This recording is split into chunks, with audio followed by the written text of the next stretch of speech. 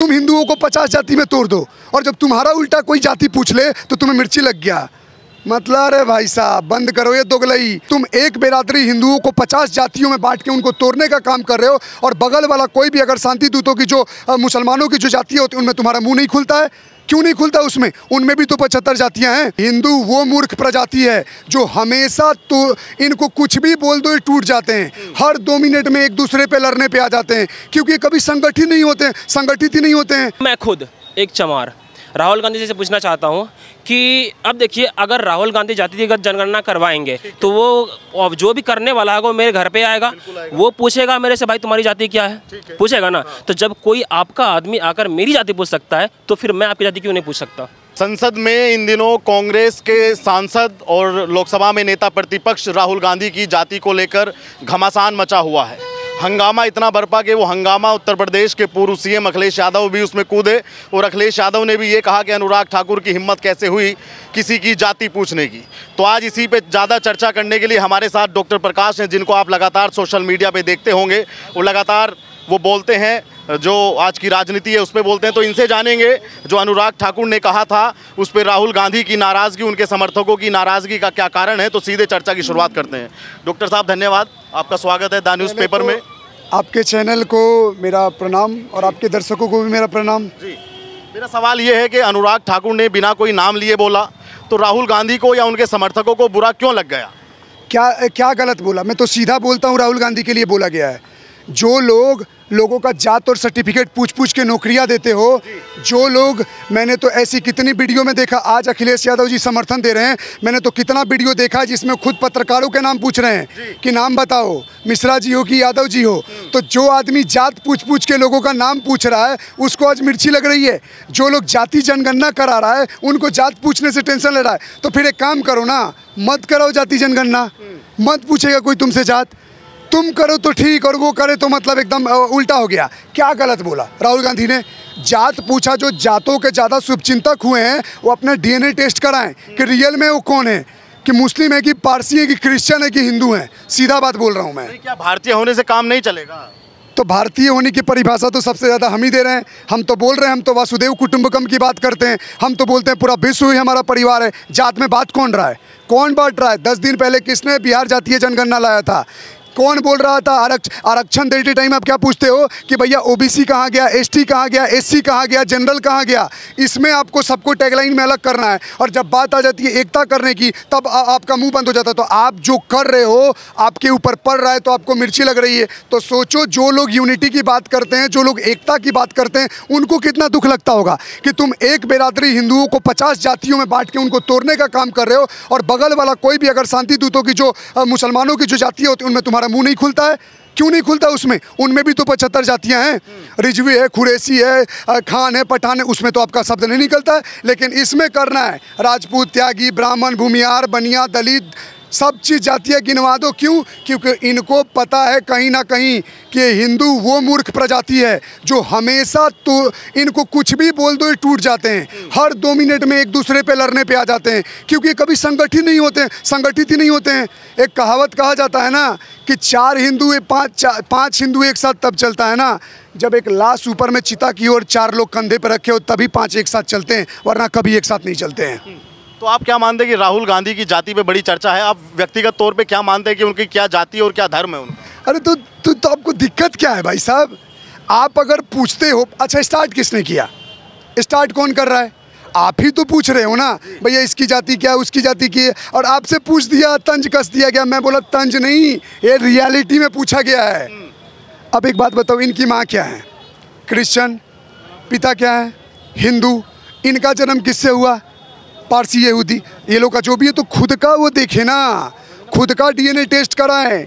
तो ये कहीं ना कहीं इनको सीखने की ज़रूरत है कि जब आप पे कोई उंगली उठाता है जाति पूछ के और आप पे मिर्ची लगती है, तो वैसे ही जो हिंदू समाज को आप लोग जो जातियों में तोड़ने का कोशिश कर रहे हो, जो इनके अंदर बंटवारा पैदा कर रहे हो, ये वो ऊंचा कि ये नीचा, ये छोटा ये बड़ा, तो ये बंद कर दो। खुला जनता बोल रहा है, जिस बात को तुम्हें दुख लग सकता है उस बात को हमें भी बुरा लग सकता है। सीधी बात बोल रहा हूँ। और अगर तुम करोगे तो तुम्हें सहना पड़ेगा, तुमसे भी पूछा जाएगा। ये बताइए, राहुल गांधी की जाति क्या है ये बड़ा मुद्दा, या राहुल गांधी का धर्म क्या है ये बड़ा मुद्दा है? उनका तो दोनों कन्फ्यूजन में है, उनका तो दोनों कन्फ्यूजन में है भाई। अपना जाति भी सही से नहीं बता पाओगे और अपना धर्म भी सही से ना बता पाओगे। ये वो ब्राह्मण है ना, खुद को बोलते हैं ना दत्तात्रेय गोत्र का ब्राह्मण, गोत्र के ब्राह्मण, तो कोट के ऊपर जनेऊ पहनने वाले बहुत फर्जी ब्राह्मण घूमते हैं इस देश में, तो ये वही वाले हैं। कोट के ऊपर जनेऊ धारण कर लेने से विचार नहीं आ जाएगा। जो लोग नरसंहार होता है, हिंसा होता है हिंदुओं का, तब तुम्हारा मुंह एक शब्द नहीं खुलता है। सिर्फ ऐसी राजनीति करते हो एक कम्युनिटी को खुश करने के चक्कर में, तो पूरा देश दिख रहा है। आप एक बात बताओ ना, मैं आपसे सवाल पूछता हूँ, तुम्हारा गठबंधन और भाजपा का गठबंधन नहीं, आपसे सवाल पूछता हूँ, गठबंधन तो दोनों तरफ से हो सकता है, तो तुम 30-39 सीट और 99 सीट लाकर ऐसे चौर में चल रहे हो जैसे तुमने अपनी सरकार बना ली, तुम्हारा प्रधानमंत्री बन गया। अभी कुछ दिन पहले ब्रिटेन का इलेक्शन का रिजल्ट आया जिसमें 101 सीट आया था ऋषि सुनक को, 101 की 110, 600 सीटों में, तो वो तो अपनी हार एक्सेप्ट कर लिया। और यहाँ संसद भवन में हम आपको हराएंगे, इस बार हम आपको हराएंगे, क्या डायलॉग दे रहे हो? तुम जीते हो। आप पूछो ना, आदमी का एक ईमान होना चाहिए ना। अगर मैं किसी से रेस में दौड़ रहा हूँ, अगर ट्रैक लाइन पे कोई बच्चा अगर मेरे से पहले जीत गया रेस में, तो मैं बोलूँगा ना मैं हार गया, कि मैं वो घमंड में चलूँगा, हाँ हारा तो रही हूँ, पैर स्लिप हो गया, हारा तो रही हूँ, मेरा पैर दर्द कर रहा था, खाना नहीं खाया था, तो बहानाबाजी बंद करो भैया, हार को एक्सेप्ट करो। वरना भगवान राम की भी एक लीला है। जो लोग कल तक उंगली उठाते थे राम कहाँ के, मैं जोड़ रहा हूँ वाक्यों को, कि जो लोग पूछते थे राम कहाँ के हैं, राम काल्पनिक हैं, वो आज भारत में प्रमाण दे रहे हैं कि जिन जिन जगह से राम गए और रावण को मार के, वो सारी जगह बीजेपी हार गई। तो तुम खुद ही साबित करते हो, कभी कभी किसी चीज़ में हार में भी ना कुछ फायदा ही होता है। कहीं ना कहीं हिंदू वर्ग समाज का आंख खोलने के लिए, जिनके ऊपर आंखों पे पट्टी बांधी हुई, उनके लिए एक बार हारे कौन सा? अगर बीजेपी इतनी बुरी हारी रहती तो प्रधानमंत्री राहुल गांधी नहीं रहते, तो क्यों फिर बेवकूफ़ बना रहे हो? जो जीत गया वो चुपचाप संयम के साथ चल रहा है, और जो हार गया साला 10 सीट जीत के वो हार गया, जिसकी मेजोरिटी तक नहीं है, वो चोर में ऐसे दिखा रहा है। 100 सीट पूरा नहीं हो तो घमंड में ऐसे चल रहे हो जैसे तुम मार दोगे कल उस आदमी को। तो समझो ये दोगलई जनता कहीं ना कहीं देख रही है, और अगले आने वाले इलेक्शन में इसका और बुरा इंपैक्ट पड़ेगा। मैं लिखित में दे रहा हूं आपको। राहुल गांधी और उनके समर्थक अब ये कह रहे हैं कि अनुराग ठाकुर को माफी मांगनी चाहिए सार्वजनिक रूप से। तो मैं बोलता हूं कि जो लोग हमें बोलते हैं, नहीं एक बात बताओ, जो हमें माफी मांगने की बात कर रहे हो, तो मैंने तो कितना नेताओं का वीडियो देखा है। नहीं हाँ, कुछ लोग जो हमारी जातियां पूछते रहते हैं कि भैया तुम राजपूत होगी, ब्राह्मण होगी, ठाकुर होगी, त्यागी हो, तो तुम्हें ये अधिकार किसने दिया हमारी जाति पूछने का? तुम हमें जातियों में तोड़ रहे हो, तो तुम सबसे पहले माफ़ी मांगो।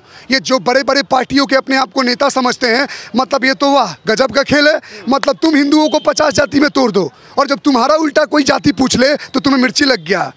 मतलब अरे भाई साहब बंद करो ये दोगलई, जनता सीख रही है, और तुम्हारे इसी आचरण के कारण कहीं ना कहीं जो हिंदू वर्ग जो टूटा हुआ था, अब धीरे धीरे जुड़ना स्टार्ट हुआ है। सीधा बात बोल रहा हूँ, और माफ़ी मांगने की किसी की जरूरत नहीं है। राहुल गांधी की क्या जाति, किस जाति में गणना होगी? अब तो भैया सिस्टम में पूरा नीचे से चेक करो। अब पिताजी किससे पैदा हुए, पहले माताजी पे आ जाते हैं, क्रिश्चियन। पिता कौन हुए? राजीव गांधी हुए। राजीव गांधी तो वो लिया गया, टाइटल बनाया गया भाई साहब। उनके पिता फिरोज गांधी, इंदिरा गांधी उनसे शादी की, उनसे ये पैदा हुए। फिर ऊपर चले जाओ तो वो कहीं और कोई, जिसका खुद डीएनए ठीक नहीं, जिसका खुद पता नहीं वंश कहाँ से चल रहा है, वो हमसे प्रमाण मांग रहे हो। मैं तो गिना सकता हूँ अपनी 5 जनरेशन, मैं तो गिना सकता हूँ खुला, मेरा बाप कौन, मेरा दादा कौन, मेरा परदादा कौन, उनके बाप कौन। तुम गिनवा दो। तुम्हें तो 2 जनरेशन बाद पता नहीं है कि वो हिंदू था, मुसलमान था, सिख था या क्रिश्चियन था। और माफ़ी मांगने की कोई ज़रूरत नहीं है भाई साहब। जो करनी कर रहे हो, जिससे समाज तोड़ने की तुम ज़रूरत कर रहे हो और लोगों को बांट रहे हो, वही लोग अब तुमसे पूछ रहा है। हम तो भाई, मेरे से कोई पूछे मैं हिंदू हूँ, बगल वाला कोई मुसलमान है, पूछो मुसलमान बोलता है, क्रिश्चियन को बोलते हैं। तो तुम हमें कौन होते हो ज्ञान देने वाला कि तू ठाकुर है, तू त्यागी है, तुम दलित हो? अब हमें जो बांट रहे हो, ये भी भाई तो बोलना नहीं चाहिए। दलित है, जाति है, बोल दूंगा तो कोई केस ना करे, बट ये तो मैं ब्राह्मण हूँ, तो क्या मैं इसके साथ बैठ गया तो मैं छोटा हो गया? बिल्कुल नहीं। दोगलई बंद करें नेता लोग, हम एक हैं, हमें एक होना पड़ेगा। और जो बांटने वाले लोग हैं उनको चुनाव में पता चल जाएगा बांटने को। पूछ लो भाई से इसका क्या, अगर मेरे पे विश्वास ना हो तो। इनसे भी पूछूंगा, लेकिन एक सवाल मेरा आपसे ये है कि इस मामले में अखिलेश यादव बड़े उग्र दिखे, और यही मध्य प्रदेश के चुनाव में कहते थे कि कांग्रेस पार्टी बड़ी चालू पार्टी है, लेकिन आज उनका याराना, जैसे अभी आपने भाई के कंधे पे हाथ रखा, वो कंधे पे हाथ रख के एक दूसरे का हाथ। भाई मैं तो खाता पीता हूँ, मैं तो सीधा बोलता हूँ, जो भाईचारे की बात की जाती है पहले हिंदू तो भाई भाई हो जाए, सीधी में हम हैं। और अखिलेश यादव जी, सम्मान से बोलता हूँ, जो आप उग्र दिखा रहे हो ना, तो आपके चैनल के माध्यम से अगर न्यूज़पेपर कोई देख रहा है तो मैं रिक्वेस्ट करता हूँ कि आपको उग्र किस मामले पे होना चाहिए। आज का मुद्दा है उत्तर प्रदेश का, अयोध्या का। मोईद खान नाम का एक उनका समाजवादी पार्टी का नेता है जो अयोध्या के एक क्षेत्र से आता है, वहाँ का वो अध्यक्ष है। उसने एक 12 साल की नाबालिग बच्ची को खेत से जा रही थी तो उसको पकड़कर सामूहिक बलात्कार किया है, वो और उसका नौकर। उसके बाद इन दोनों ने वीडियो बनाई है, वीडियो बनाकर उस लड़की को धमकाया कि तुम ये अगर बोली किसी को तो तुम्हें हम मार डालेंगे। फिर वो लड़की 2 महीना की प्रेग्नेंट हो गई, तब उसने अपने घर वालों को बताया। आज खबर आ रही है कि अभी शाम को पुलिस ने अरेस्ट किया है। जब ये न्यूज़ वायरल हुआ तो भैया तुम्हें किस बात पे एग्रेसिव होना है? तुम्हें जाति पे एग्रेसिव होना है? मैं बोलूं, आप ईमानदारी से एक बात बताओ, क्या आपने ऐसी वीडियो देखी है जिसमें वो पत्रकारों से पूछ रहे हैं कि तुम्हारी जाति क्या है? बिल्कुल मैंने देखी हुई है, देखी है, हमने भी देखी है, सबने देखी है। तो अब आपको जाति पे लड़ना है कि उस बेटी जिसका 12 साल की बच्ची है उसके साथ बलात्कार हो गया, वो प्रेग्नेंट हो गई, उस पे लड़ना है?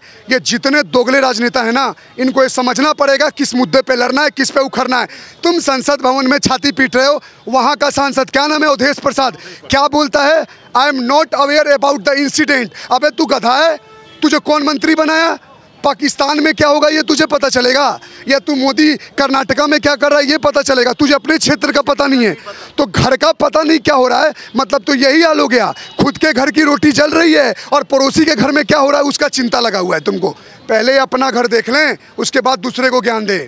अच्छा, कुछ लोग हमको ऐसे भी मिलते हैं जो ऐसे तर्क पेश करते हैं कि जातीय जनगणना कराने के बाद में सबको रोजगार मिल जाएगा। क्या जातीय जनगणना के बाद रोजगार मिल? अरे भाई साहब सुनो, ये सबसे बेकार फंडा है कि इसकी परसेंटेज ज़्यादा तो उसको नौकरी ज़्यादा। तो इसका मतलब तो जो कोई अगर जो जातियाँ बनी कोई बड़ी जाति का उसको 1% होगा तो उस साले को तो नौकरी तक नहीं मिलेगी।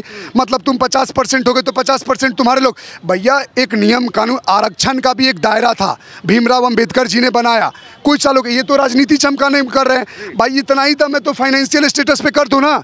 आज के डेट में मैं आपसे सवाल पूछता हूं, क्या बड़ी जातियां गरीब नहीं है? बिल्कुल बड़ी जातियां बहुत गरीब। क्यों ब्राह्मण गरीब नहीं है, राजपूत गरीब नहीं है, ठाकुर ये सब भूमिहार त्यागी गरीब नहीं है? भैया सब गरीब हैं। अब हो क्या गया है, जो पुराने टाइम से जो टैग लगा हुआ है वो टैग मिट नहीं पा रहा है। तो कहीं ना कहीं सरकार इस पे भी छानबीन करे कि भैया सिस्टम में हर चीज़ हो तो ठीक हो। और जो बांटने वाले लोग हैं ये तो प्रभु की लीला है। ये चुनाव में 2-4 सीट इनके ज़्यादा आ गए हैं तो टेस्ट लेने के लिए है। आने दो इलेक्शन, 25 में बिहार का है, 27 में उत्तर प्रदेश का है और 29 में वो है लोकसभा। अगली बार तुम्हें बोलना भी नहीं पड़ेगा, अपने आप जनता सीट दे देगी, सीधा बता रहा हूँ, क्योंकि इनका चेहरा हम देख चुके हैं। तो अनुराग ठाकुर को माफ़ी मांगनी चाहिए कि नहीं मांगनी चाहिए? अरे कैसी बात कर रहे हो यार पत्रकार महोदय, क्यों माफ़ी मांगनी चाहिए? क्या गलत बोल दिया? भाईचारे में जाति जाति का टैग चल जाता है। तुम पत्रकारों से जाति पूछ देते हो, ठीक हो, तुम लोगों को दिन भर जाति पूछते रहते हो और एक बार कोई तुमसे पूछ दिया तो तुमको मिर्ची न गई। दोगलाई बंद करो, कोई माफ़ी ओफी मांगने की जरूरत नहीं है, सब ठीक है, सब ठीक है। आप बताओ भाई, क्या लगता है तुम्हें जो बोला गया सदन में, अब उसमें कांग्रेसी और उनके समर्थक कह रहे हैं कि माफ़ी मांगनी चाहिए अनुराग ठाकुर को? जी सर, पहले तो आपके चैनल माध्यम से मैं बताना चाहूँगा, क्योंकि पहली बार आपके चैनल पर आया हूँ मैं एक सच्चा भारतीय सनातनी चमार जाति से आता हूँ, ठीक है। ये बोलना ज़रूरी है क्योंकि लोगों को लगेगा कि बोलते हैं ना कि भाई क्या कर रहा है तुम्हारे साथ, ये होता है वो होता है। मैं भैया के साथ खाना पीना उठना बैठना सब होता है हमारा। लेकिन मैं यहाँ पर बोलना चाहूँगा कि मैं खुद एक चमार राहुल गांधी जी से पूछना चाहता हूं कि अब देखिए, अगर राहुल गांधी जातिगत जनगणना करवाएंगे तो वो जो भी करने वाला है वो मेरे घर पे आएगा, वो पूछेगा मेरे से भाई तुम्हारी जाति क्या है, पूछेगा ना। तो जब कोई आपका आदमी आकर मेरी जाति पूछ सकता है तो फिर मैं आपकी जाति क्यों नहीं पूछ सकता? सवाल उठता है कि नहीं? तो अगर मेरा घर कोई पूछा तो मैं तो भैया धरना दूंगा उनके घर पे जाके, आपकी जाति क्या है बताओ मुझे। अब नहीं बताओगे तो फिर तो सबके सामने है सब कुछ। तो मतलब आपको ये कोई बुरी बात नहीं है कि उनकी जाति पूछ ली? मुझे तो नहीं लगता। अरे क्यों भाई, सीधे जातिगत जनगणना हो तो सिर्फ हिंदुओं की, हाँ, और भी तो सब में जातियां हैं भाई, सिर्फ हमें ही तो क्यों तोड़ते हो भाई? हमें तोड़ने का, हमें क्यों तोड़ते हो? सब ने सब दिन तोड़ा भाई, अब तो आप आओ।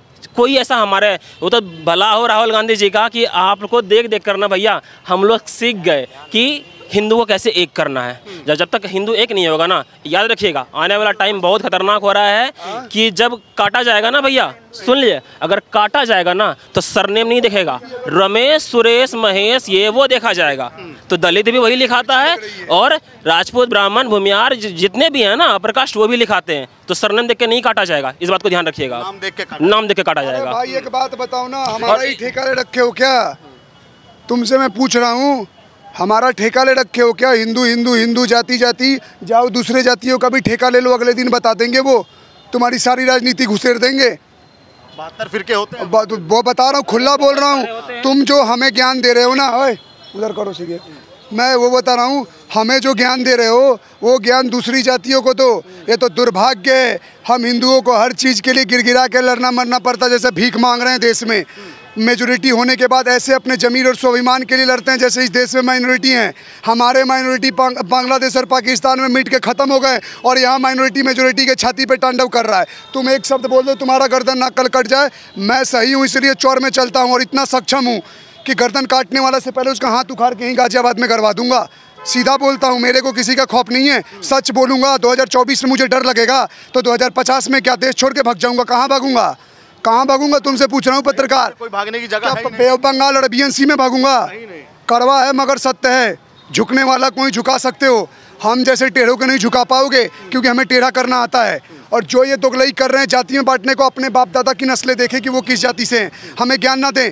अगर ये करवा मेरी बात अगर किसी को बुरी लग रही हो ना तो अपना चिंतन करे, तुम क्या कर रहे हो। पब्लिक को बेवकूफ़ ना मत समझो, हर किसी के हाथ में मोबाइल है, हर कोई जान रहा है कैसे हमें चलाना है, क्या सही है क्या गलत है। भाई तुम आँख में पट्टी बांध लो, हम नहीं टूटना चाहते। 2% जगने लगे, एक होने की बात करने लगे, तुम्हारे छाती में दर्द हो गया, यही बात है ना। और कल तक एक दूसरे को नीचा दिखाते थे तो तुम्हें ठीक लगता था। सुनो, ये दर्द किस बात का है?